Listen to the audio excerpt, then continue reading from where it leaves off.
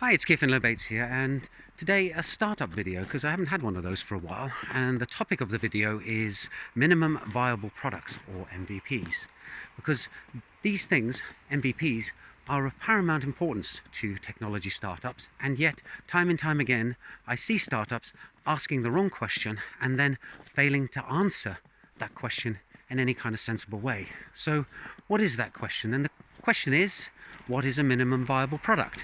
It's a product, a piece of software or a software service or an API. It's minimum in that it has as little functionality as you can possibly get away with while still remaining viable. That is, providing value in some sense. So why is that the wrong question to ask? Because the question you should be asking is, what is an MVP for? And the answer is, it's a test.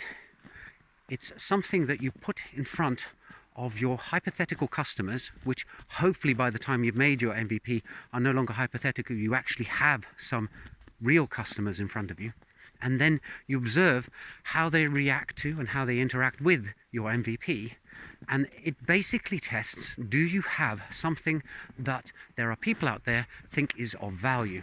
So when you're making an MVP, you should not be starting with the technical specification of the product. You should not be starting even with the conceptual specification of the product. You should be starting with the specification of a customer. That's where it has to all begin. Who is going to use this product? And then you can start drilling down into, and what is it that they are going to need? And then you can list those things, and then you can sort out which of these do you think is the most important. Then you can specify the product, develop it, and put it in front of your test customers. So that's the first thing. So then I said that startups typically then go on and make the same set of mistakes by not even answering the wrong question the right way. And they do this by really rapid feature creep.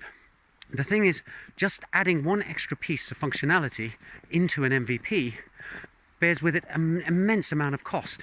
Software is not cheap to develop, and the main reason is that developers are expensive, yes, but you also need someone to architect, to specify, you need someone to test, you need someone to deploy, and you need customer services at the end to support your customer.